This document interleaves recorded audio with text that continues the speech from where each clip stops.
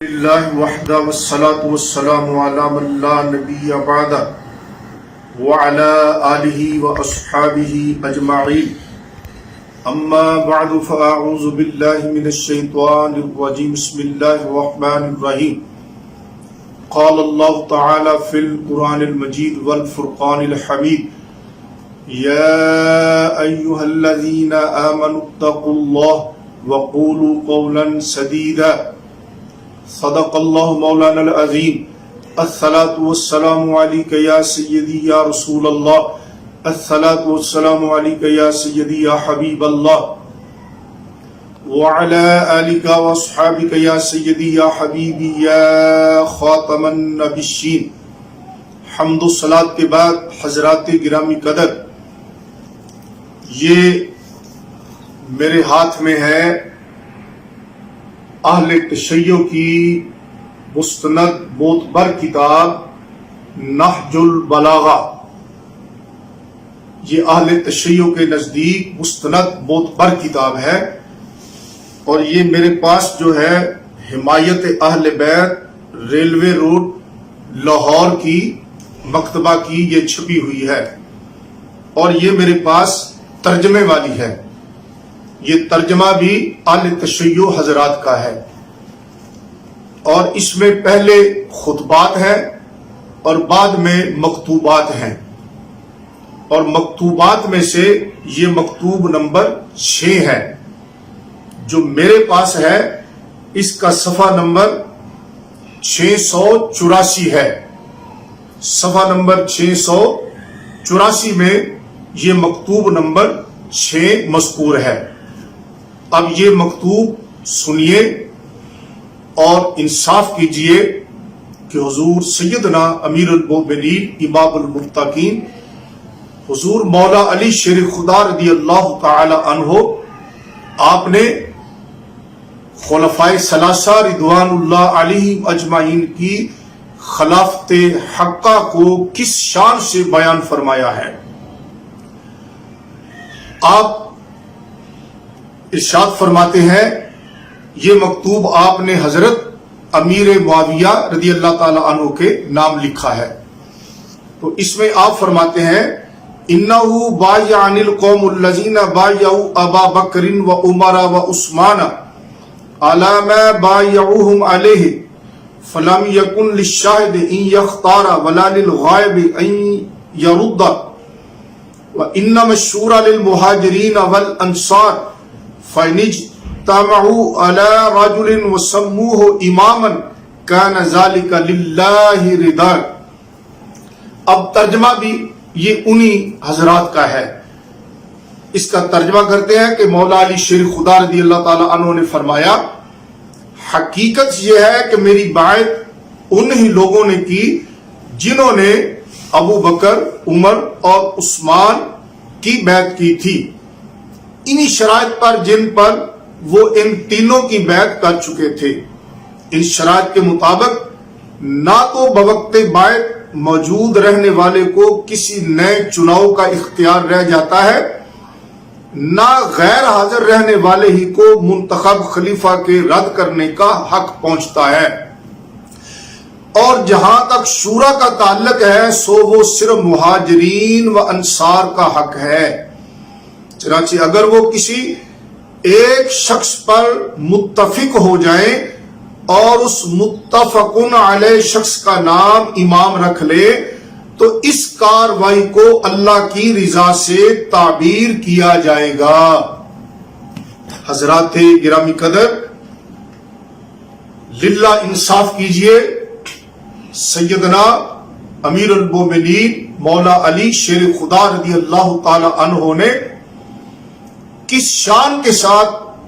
خلفائے ثلاثہ رضوان اللہ علیہم اجمعین کی خلافت حقہ کو بیان فرمایا ہے۔ پہلی بات جو آپ نے حضرت امیر معاویہ رضی اللہ تعالیٰ عنہ کو فرمائی اپنے مکتوب میں، وہ یہ ہے کہ میری بیعت انہی لوگوں نے کی ہے جن لوگوں نے خلفائے ثلاثہ رضوان اللہ علیہم اجمعین کی بیعت کی ہے، اور انہی شرائط پر میری بیعت کی ہے جن شرائط پر خلفائے ثلاثہ رضوان اللہ علیہم اجمعین کی انہوں نے بیعت کی ہے۔ اب اس خطبہ، اس مکتوب کا ایک ایک لفظ پکار کر کہہ رہا ہے کہ مولا علی شیر خدا رضی اللہ تعالیٰ عنہ فرما رہے ہیں دراصل اس کا یہ مقصود ہے، یہ اس کی تشریح ہے کہ جس طرح میری خلافت برحق ہے اسی طرح خلفائے ثلاثہ رضوان اللہ علیہم اجمعین کی خلافت بھی برحق ہے، کیونکہ جن شرائط پر ان کی بیعت ہوئی ہے انہی شرائط پر میری بیعت کی گئی ہے، اور جن حضرات نے ان کی بیعت کی ہے انہی حضرات نے میری بیعت کی ہے۔ اور پھر آپ نے جو دوسری بات ارشاد فرمائی، آپ نے ارشاد فرمایا کہ شورا کا حق مہاجرین اور انصار صحابہ رضوان اللہ علیہم اجمعین کو ہے، اور پھر آپ نے اس پر جو مزید تحقیق ارشاد فرمائی، آپ نے فرمایا کہ مہاجرین اور انصار رضوان اللہ علیہم اجمعین اگر کسی شخص پر متفق ہو جائیں اور اس کا نام امام رکھیں تو اس کو اللہ کی رضا سے تعبیر کیا جائے گا۔ مولا علی شیر خدا رضی اللہ تعالی عنہ نے خلفائے ثلاثہ رضوان اللہ علیہم اجمعین کی خلافت حقہ کو کس شان کے ساتھ بیان فرمایا ہے کہ مہاجرین اور انصار رضوان اللہ علیہم اجمعین جس شخص پر متفق ہو جائے اور اس کا نام امام رکھے، اس کا نام خلیفہ رکھ لے، تو پھر اس کاروائی کو اللہ کی رضا سے تعبیر کیا جائے گا۔ یہ جو بعض حضرات کہتے ہیں کہ امامت یہ منصوص من اللہ ہے کہ جب تک اللہ کی طرف سے کسی کا نام نہ آئے اس وقت تک وہ امام نہیں ہو سکتا، مولا علی شیر خدا رضی اللہ تعالیٰ عنہ نے واضح طور پر فرمایا کہ شورا کا حق مہاجرین اور انصار صحابہ رضوان اللہ علیہم اجمعین کو ہے، اور حضور علیہ السلام کے صحابہ مہاجرین اور انصار رضوان اللہ علیہم اجمعین جس شخص پر متفق ہو جائے اس کا نام امام رکھیں تو اس کو اللہ کی رضا سے تعبیر کیا جائے گا کہ یہ اس میں اللہ کی رضا ہے۔ معلوم ہوا مہاجرین اور انصار کے اتفاق سے، اجماع سے امیر المومنین، امام المتقین، خلیفہ بلا فصل، سید الصحابہ، خیر الصحابہ، افضل الناس بعد الانبیاء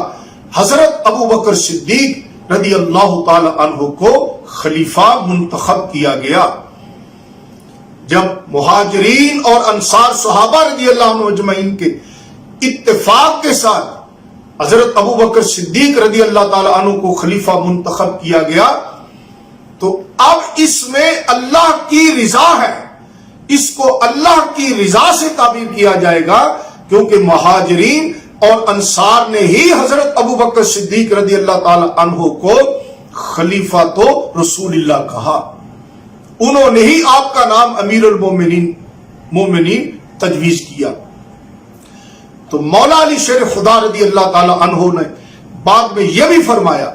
کہ مہاجرین اور انصار جس پر متفق ہو جائے بعد میں کسی شخص کو کوئی حق نہیں پہنچتا کہ اس کی خلافت کو رد کرے۔ جب مہاجرین اور انصار رضی اللہ تعالی عنہ اجمعین حضرت ابو بکر صدیق رضی اللہ عنہ کی خلافت حقہ اور خلافت بلا فصل پر متفق ہو چکے تو اب جو شخص ان کی خلافت کا منکر ہے،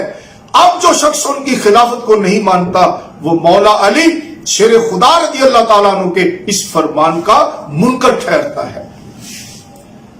اہل انصاف کے لیے دعوت فکر ہے، جو اہل انصاف ہیں وہ سوچے، غور و فکر کرے، کیا یہ نہج البلاغہ میں یہ مکتوب موجود نہیں ہے؟ اس کا ایک ایک حرف حضرت سیدنا ابو بکر صدیق رضی اللہ تعالی عنہ کی خلافت بلا فصل پر حق ہونے پر گواہی دے رہا ہے۔ تو ناظرین گرامی قدر، اہل انصاف حضرات سے میری گزارش ہے کہ میرے اس بیان کو غصے کی نظر سے نہ دیکھیں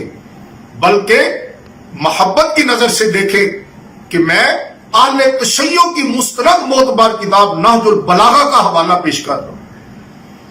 اگر یہ مکتوب نہج البلاغہ میں نہ ہو تو میں مجرم ہوں، اگر میں نے اس کا ترجمہ غلط کیا ہو تو میں تب بھی مجرم ہوں۔ میں نے تو ترجمہ اس کا وہی کیا ہے جو نہج البلاغہ کا شیعہ علماء نے خود ترجمہ کیا ہے، میں نے تو اس کا ترجمہ بھی وہی پڑھ کر سنایا ہے۔ حضرات گرامی قدر، سمجھنے کے لیے یہ حوالہ بہت کافی ہے۔ تو آج کل جو شیعوں کے بعض طبقات نے کھلے عام خلفائے ثلاثہ رضوان اللہ علیہ مجمعین کی خلافت راشدہ کا انکار کیا ہے، یہ صریحاً ان کی گمراہی ہے اور یہ گمراہی انہیں جہنم میں لے جائے گی۔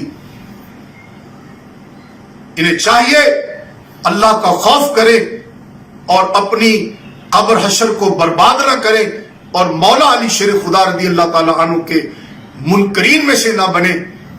اور مولا علی شیر خدا کا محب بھی ہو اور پھر ان کے فرمان کا منکر بھی ہو۔ یہ کیسا ہو سکتا ہے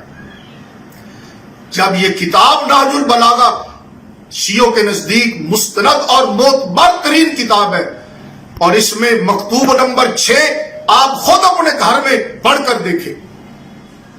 تو جب مولا علی شیر خدا رضی اللہ عنہ فرماتے ہیں کہ مہاجرین و انصار رضوان اللہ علیہ مجمعین جس کا نام امام رکھے اور اس کے امامت پر، اس کے امام ہونے پر متفق ہو جائے تو اس میں اللہ کی رضا ہے، اللہ کی رضا ہے اس میں، اللہ کی رضا ہے اس میں۔ یہ کوئی معمولی بات نہیں جو مولا علی شیر خدا نے بیان فرمائی ہے، جو اس میں اللہ کی رضا ہے جس پر مہاجرین اور انصار رضی اللہ عنہ مجمعین متفق ہو جائے۔ تو سمجھنے والوں کے لیے یہ ایک مکتوب ہی کافی ہے۔ جو مولا علی شیر خدا رضی اللہ عنہ کے صحیح ماننے والے ہوں گے وہ خلافت حقہ کا، خلافت راشدہ کا، خلفائے ثلاثہ رضوان اللہ علیہ اجمعین کا کبھی بھی انکار نہیں کریں گے، نہ ہی وہ اس کی جرات کر سکتے ہیں۔ اللہ تبارک و تعالی منکرین کو ہدایت عطا فرمائے اور ہم سب کا حامی و ناصر ہو۔ وہ آخر دعوانا الحمدللہ رب العالمین۔